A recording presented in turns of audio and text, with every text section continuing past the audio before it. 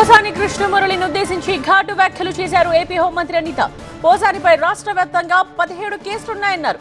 కక్షపూరిత రాజకీయాలు చేయడం లేదు, తప్పు చేసిన వాళ్లను ఉపేక్షించేది లేదని హెచ్చరించారు.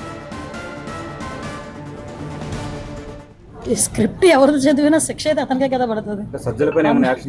అనుభవించే రాజు ఆయనే కదా, అది వేరే కదా. అది ఏదైనా చదవచ్చు, అనుభవించే రాజు ఆయనే కదా అవుతున్నాడు. ఓకేనండి, నేను ఒకటి అడుగుతున్నానండి మిమ్మల్ని, డైరెక్ట్ క్వశ్చన్. పోసాని మాటల్ని టాలరేట్ చేసి అయ్యో పాపం అనుకునే ఒక్క మనిషిని తీసుకురండి, మేము ఆలోచిస్తాం ఒకసారి మాట్లాడడానికి.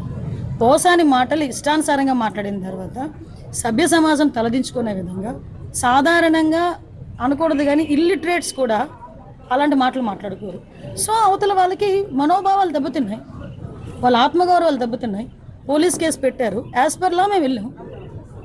ఇందులోని టార్గెటెడ్ ఏముంది? వాళ్ళు ఏం మాట్లాడలేదా? వాళ్ళు అటువంటి కామెంట్స్ చేయలేదా? మరి ఇంతకు ముందు మా మీద కేసు పెట్టిన కేసులని ఎప్పుడు అండి?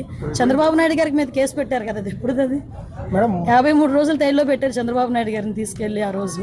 అంటే ఒకటి ఎప్పుడు కాదు, మాకు మాకు కేసు వచ్చింది, మేము యాక్షన్ తీసుకోవాలి. కేసు వచ్చింది కాబట్టి యాక్షన్ తీసుకుంటున్నాము అంటూ హోంమంత్రి అనిత చెప్తున్న విషయాన్ని మనం గమనించాలి. గోరెంట్ల మాధవ్ అలాగే పోసానిని ఉద్దేశించి ఏపీ హోంమంత్రి కొన్ని కీలక వ్యాఖ్యలు చేశారు.